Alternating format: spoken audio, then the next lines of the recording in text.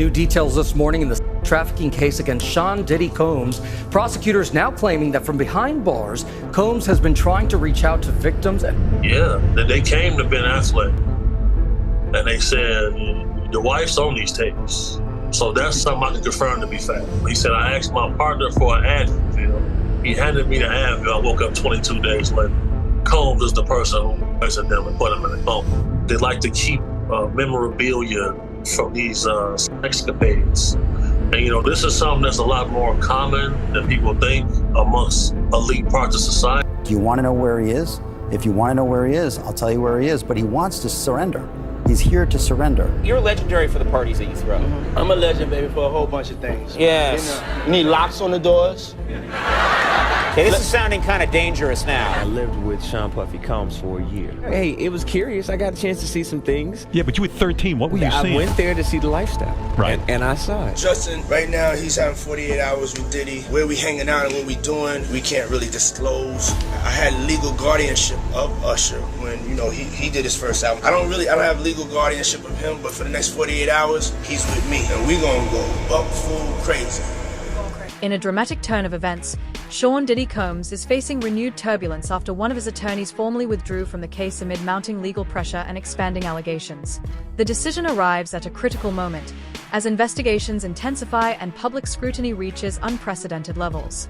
While legal teams often shift for strategic or procedural reasons, the timing of this departure has fueled growing speculation about the increasing complexity of the situation. Once regarded as one of the most influential figures in the music industry, Diddy now faces serious legal challenges that could carry substantial consequences if proven in court. The withdrawal of counsel highlights the high-stakes nature of the proceedings, with every development unfolding under intense media attention and public interest. Further adding to the controversy, a new accuser has reportedly come forward with claims dating back to 2018, introducing another dimension to an already expanding legal battle. As the case continues to evolve, attention remains firmly focused on what happens next, both inside the courtroom and beyond. Tell us a little bit about your client, of what you can. Yes, so she reached out to me a few weeks ago after being referred to me by another attorney who knew I had been doing things about this case and had been sounding the horn on Diddy. I've actually sued him in another lawsuit in 2021 in Miami with Trey Songz. So she called me and told me a very horrific story about her and her escape from the. She told me that she was at a friend's house who had industry ties and was on the phone with Diddy, and he decided to come to the house. And when he came to the house, everything was fine, that there was another woman there who we've determined to be Christina Coram, KK, who Diddy talks about a lot as his right-hand woman, if you will, and that they were discussing trafficking her. And then that led to her being served a drink where then she started to feel woozy, and then Mr. Combs her with an inanimate object, and then actually directed another gentleman to her while he watched and pleasured himself. So she was able to escape eventually and ran out into the streets yelling and screaming, and a neighbor heard her because this happened in a quiet suburban neighborhood, if you will. So there's a witness? Yes, we have a witness. We also have a police report, and that was made in 2018, that she, when she initially filed the police report, she didn't name Diddy out of fear of retaliation, and more importantly, fear that no one would believe her. We all have stories. Mine is horrific. Why didn't you say something then? Because we just want to live. We want to be happy. And we really want to forget the trauma. Diddy's former backup dancer Tanika Ray speaking out. In the wake of federal home raids, trafficking allegations, and speculation the embattled music mogul could face criminal charges. Since then, I've been like, yep, I have a lot of stories, y'all. Maybe I'll write a book one day. Law enforcement had enough to get the search warrant. They maybe even have enough to get an indictment, and if so, I expect Diddy to be arrested in a matter of days and no more than weeks. So there's that. I have never talked about this publicly. Tanika reacting to this interview from Joy Reid's MSNBC series on Instagram. Culture critic Torre claiming Diddy fired a family member after allegedly refusing his advances. Years later, they finally came out, and this is a male, and said that Puff had said, come home, stay the night with me, or the internship is over. Oh, yeah. You know, we all have stories. Seriously, we all have stories. Mine is horrific, and only 5 people know it. And I probably will never tell it. Tanika, who's also worked in entertainment journalism, referencing an alleged experience with Diddy from 1996 in her caption, adding, nothing that is happening is surprising. And mind you, I then interviewed him many times. And I also am very intimately aware that you tell your truth and you become victimized over and over and over and over and over and over. But it just is so traumatizing that women just want to live every day and feel safe. Can't nobody hold me down.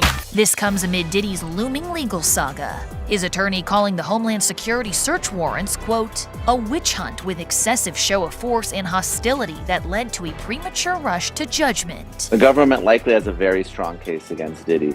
They don't execute these types of search warrants until they have talked to witnesses, have gathered evidence, and they believe they have an ironclad case. Not only that, they had to get a federal judge to sign off on the search warrant. Ultimately, I think Diddy is going to be indicted by a grand jury. If Diddy waives his right to a speedy trial, he could potentially push the case out a year or more. And Diddy has essentially unlimited funds to defend this case, and I expect him to litigate it very aggressively. Back in Tanika's message, she explains why now was the time to share her story, hinting someday she might put pen to paper. And when we revisit and revisit, we live in a state of victimhood, and nobody wants to live there. So for those of you like, why didn't you say something then? Because we just want to live. We want to be happy, and we really want to forget the trauma. So there's that. I know I pissed a lot of people off, including you. Mm-hmm. But this is a full circle moment, everybody. Yes. Get into adult conversation. Yes. Full circle. Yeah. Okay, because I haven't seen you in over 15 years, but I'm not seeing wrinkles. I'm seeing good. You live a really hectic lifestyle, and I don't understand all the running around, and who are these people that you surround yourself with, and who are these people? Do they violate you? Do you get robbed? What happens? Now, you threw a house party, and I got the footage, okay? Look at this. Now, who has this many people at their house? Puff, or Sean, Diddy, Doody, what do I call you? I think you should call me Puff. You always call me Puff. I do. Yes. Okay. First hurdle jumped. Jesus. I'm not gonna lie, I was nervous to come out. The controversy surrounding Sean Diddy Combs continues to intensify as new allegations emerge. Tanya Wallace, who claims to have attended several of his private gatherings, has come forward with accusations she describes as deeply concerning. According to her account, minors were allegedly present at some of these events, and she has raised questions about what she characterizes as inappropriate circumstances. It is important to emphasize that these claims have not been proven in court and remain allegations at this stage. Nevertheless, their emergence has added further scrutiny to an already high-profile legal situation. Gatherings once viewed publicly as exclusive and glamorous are now being reconsidered through a far more serious lens, as investigators, media organizations, and the public await verified facts and formal legal proceedings. As with any developing case, the complete truth will ultimately depend on evidence presented and examined in court. Until then, the matter remains subject to ongoing legal review and continued public attention. I want to start with Tanya Wallace, who claims she's been at a freak off and said she saw children, and it was hard for her to say it. It was very hard for her to say it, Ashley. So what she said was that she was flown out from LA to Miami by the Saudi prince, and they ended up eventually on Star Island at one of Diddy's parties. She says, among many other things, she goes into detail. She believes she witnessed underage victims at one of Diddy's 2018 parties. I'm looking like, are those midgets? Because it's people over them, it's people trying to hide what they're doing. Adults who are little people, or are you talking about minors? Am I gonna get in trouble? I don't want to say I witnessed any of that crazy stuff, but we all have common sense. Little people that's not supposed to be there. You're talking about underage people. It's a shame. Is this woman, Tania, is she really saying that there were minors involved in these freak-offs? That is exactly what she's saying, Billy. Now, as for what they were doing, she never really could get a clean look at it. She said there was a wall of adults encircling them who clearly didn't want everyone at the party to see what was happening there. She said when she saw this scene with the younger people, that it was about 7 a.m. and that the party had been going all night. Did anyone ask her why didn't she leave, and what was she doing? She was there as the guest of a Saudi prince. As to why she didn't leave, I don't know what time she left. I agree with you that once you see something like she's describing, that's the time to tip out the door. Or call the FBI. I mean, or call the FBI, exactly. But you know, that's the other thing that we've heard from a lot of people who've been involved in parties with Diddy, that there are NDAs that are signed, and you walk out and you feel like, I can't say anything to anyone. Real reasons why or what really happens, they don't know because they wasn't there. And that would affect me emotionally. But I got myself into a situation where I was about to get trafficked. And this was like 3 years ago. And I was just like, it was a close one. You know, I came up on this prince, and he was Arabian, and he flew me to Miami, and he said I was gonna be there for 2 weeks. We were in a $30 million house, and I ended up being there for a month, and I had to escape, okay? And we were meeting so many girls, and girls from Love and Hip Hop was coming in the house, and celebrities was there, and all of this stuff, but it started to get real weird, you know? It was a lot of drugs, and like, I don't do hard drugs like that. Like, I was smoking weed, you know? And they were doing hard drugs and stuff, and it was just like, it was getting, like my gut was telling me something bad is about to happen. But he was trying to like distract us with buying this stuff. We was going shopping and doing all these things, and for some reason I felt like I'm used to getting, but like this right here, where am I about to be tomorrow? And why are we still here? So then he says, well, we're gonna go to Cuba. So the girls start talking in the house, and they're like, girl, I gotta get back home. And he said that I can't leave. And I'm like, well, what is he gonna do with us? Then, you know, we had went to some celebrity's house, and we ended up at P. Diddy's house. And I just started hearing conversations, and I just got trafficking from it. Because, you know, I heard the prince saying something like, oh, you can have whoever you want. Like, he was like selling us, you know? So I'm like, is this trafficking? Like, what the? And it gave me a whole nother outlook on everything too. And I had to like really like pump my brakes on how I do things. And maybe because a week before that, I had just said like, I want to be in Miami. I want to be around royalty. I want to spend this much amount. And I realized everything that I said that I wanted, it came like the next week. Tanya Wallace drew significant online attention following her interview with No Jumper, where she presented a series of allegations related to gatherings reportedly connected to Sean Diddy Combs. During the discussion, Wallace described the event she attended as far more concerning than their public image suggested, portraying them as environments that, in her view, went beyond typical celebrity indulgence. One of her most widely discussed claims was the allegation that members of Diddy's family were present at certain gatherings, a statement that quickly sparked widespread debate across social media platforms. It is important to stress that these claims remain allegations and have not been proven in court. As public conversation continues to intensify, the situation highlights how quickly high-profile interviews can influence public perception. Ultimately, any definitive conclusions will depend on verified evidence presented through formal legal proceedings, not on speculation or viral discourse. Club Live ended up ending like later than out here, like 4 o'clock. Yeah. We go back to the mansion, we chill for like an hour. Next thing you know, we load it up, like how we always do. We load up and go places, but now we load it up on our way to Star Island. What is that? Star Island, where Diddy lives. Oh.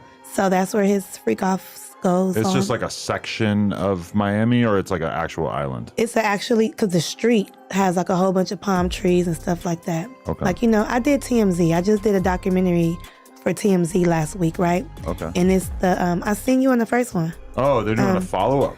Yes, because they have more information. So it was the downfall of Diddy. That's true. There's like hundreds of more accusations after the first one. Yeah. Exactly. And so I sat down with Harvey and they basically, I got there because I had footage. So I gave them footage that nobody has. Okay. And so we're on Star Island.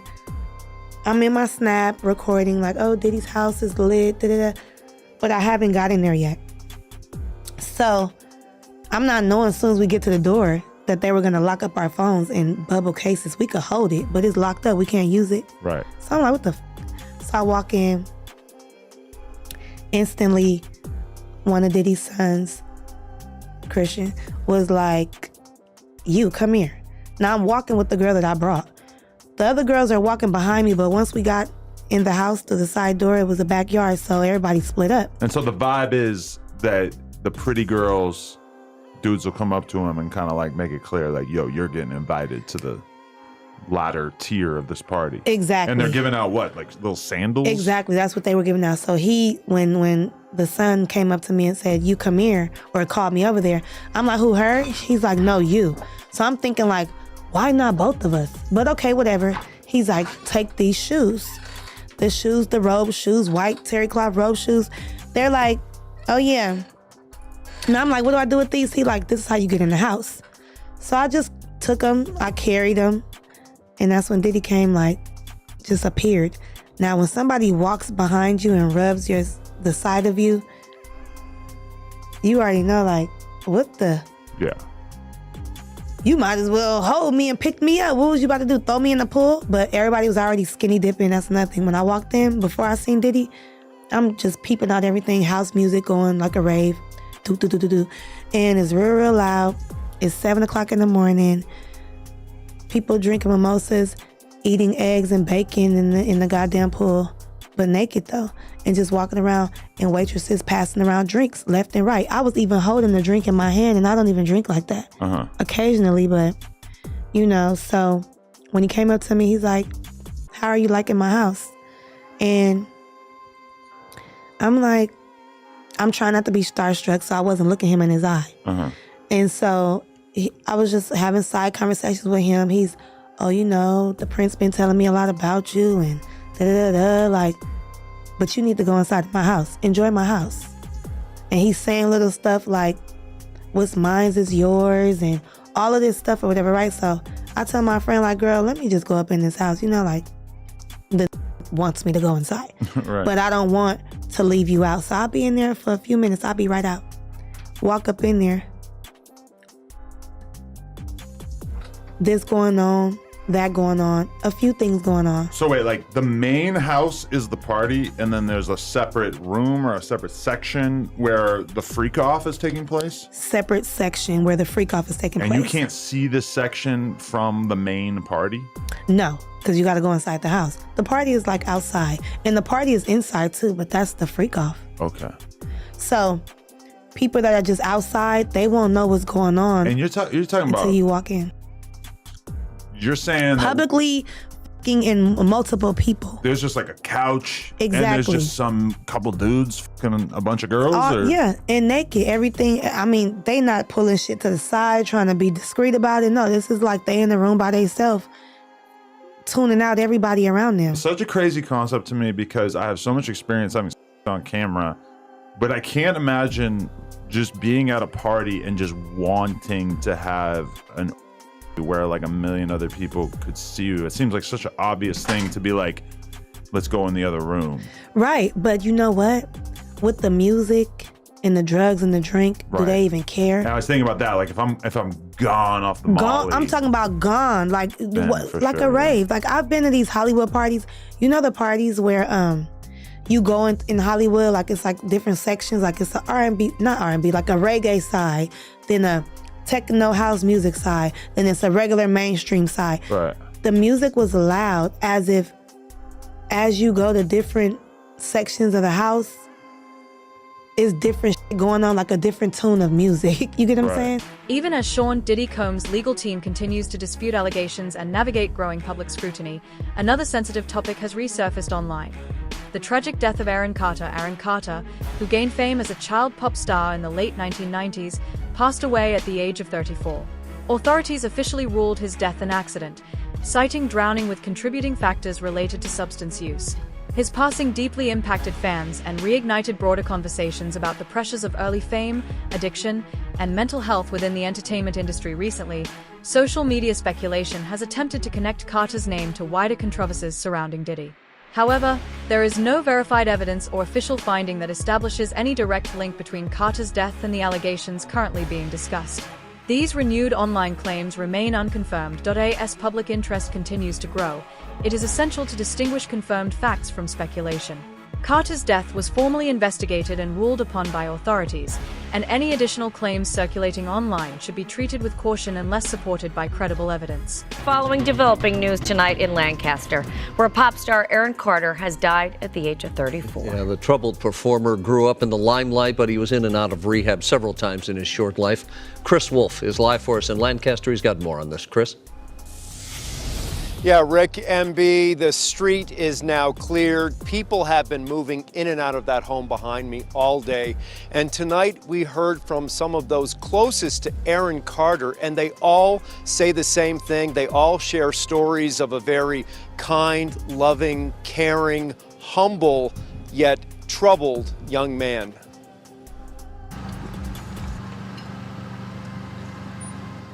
It's the tragic death of a young performer, and now family, friends, and fans around the world are suffering the loss. Singer, rapper, actor Aaron Carter is dead at the age of 34. Oh my God. Carter's close friend and stylist shared this video of a recent birthday celebration for Carter's fiancée, Melanie Martin. She is also the mother of their 11-month-old son, Prince. It's very painful, very, very painful. I talked to him 2 weeks ago. He was at the dentist and he FaceTimed me. He said, come over. And I said, I have work to do. I wish I could have just go see him at least one more time. Nick's brother, Aaron Carter. Right. A lot of people keep forgetting. Aaron Carter was begging for help, begging for independent financing, begging for security. He made it very clear Sony was out to get him, just like Michael Jackson told him they would be. And right around that time, his brother had just been accused of graping one of the girls from making the band, Diddy's entity. And they were trying to make all of that go away. And Aaron called his brother out. And then the next thing you know, he said, if anything happens to me, I did not do this to myself. And then he was gone. Do you regret ever getting involved in? I didn't have a choice. It got bad when I was about 15 years old. I'm sorry. I'm sorry the way that I look. Oh my God, it hurts so bad. It hurts. It hurts so bad because there's like nothing I can do about it. I take for high blood pressure medication, and I took for my mouth.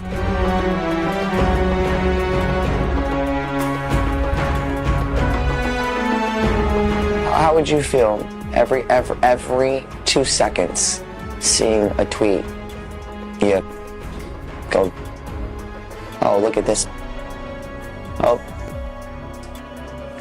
Aaron Carter's mom has made a pretty remarkable decision. She has decided she wants the world to see the death scene, where the bathroom where Aaron was found dead. And the reason for this is she is calling out the police and feels like they did not do a proper investigation here, because she is certainly insinuating that there may have been foul play involved in Aaron Carter's death. We're gonna bring her on, but before we do, I just want to make something really clear.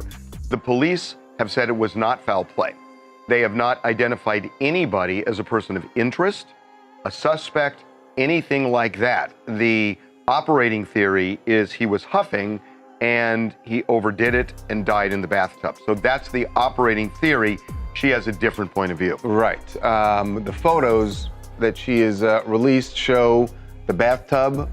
It shows the floor around the bathtub, and there are things that she sees there or doesn't see in these images that that make her suspicious. And she wanted to make sure that Aaron's death remains something that people are talking about.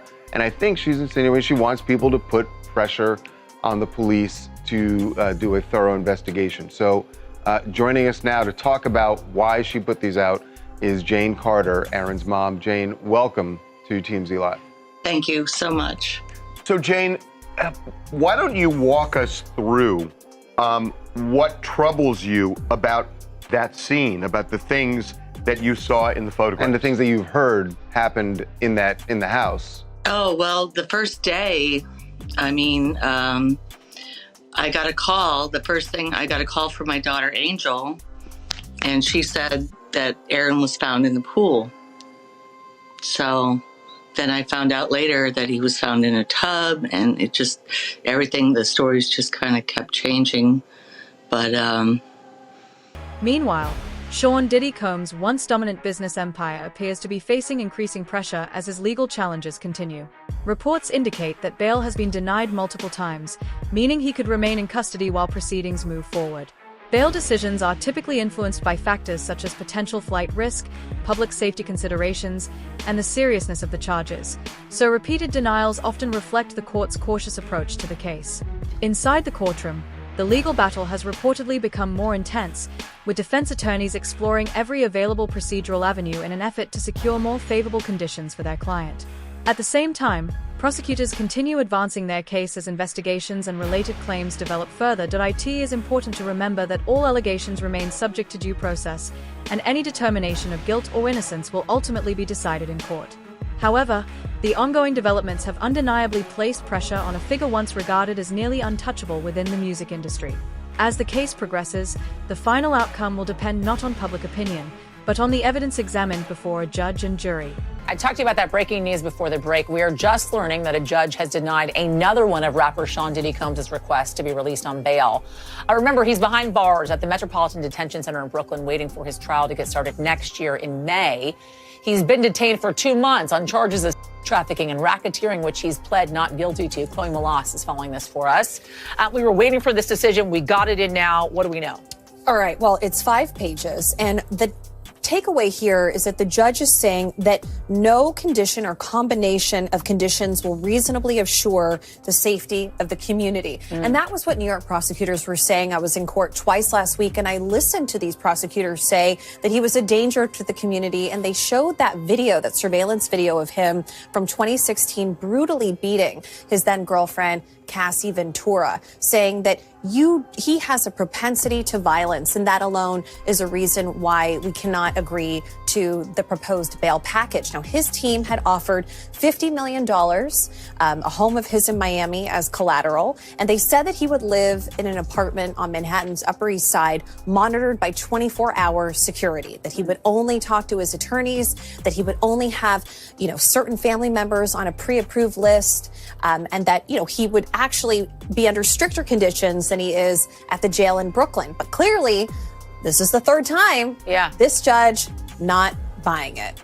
What was Diddy like in court? You were there twice last week. What was his demeanor like? He was smiling on Friday, turned around and looked at his children. All of his children were there except for his infant child. His mother was there.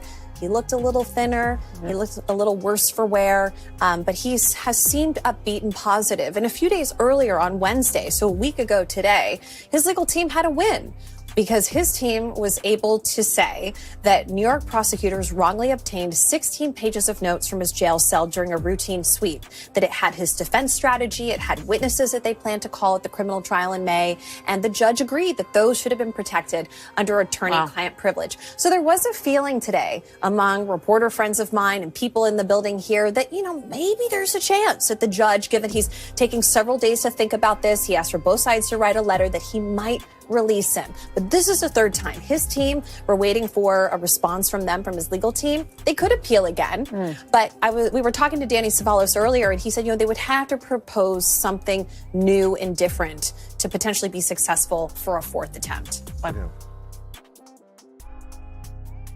They playing a game with him because they want him probably to be a witness or to turn over some evidence on some other people that they would like to have behind bars too. And you got to realize this. For him to do that, and if he does that, his life is more in danger outside of jail than it is in. Because they can't do the same, they can't do the same Epstein move again. They can't do the same Epstein. You know, my friend told me that they put up so many cameras after that Epstein stuff, they can't do that move again. Whether allegedly he did it to himself or somebody else did it to him, we don't know. Whether he's on a private island or he's in the grave, do we really know? The whole thing about it is that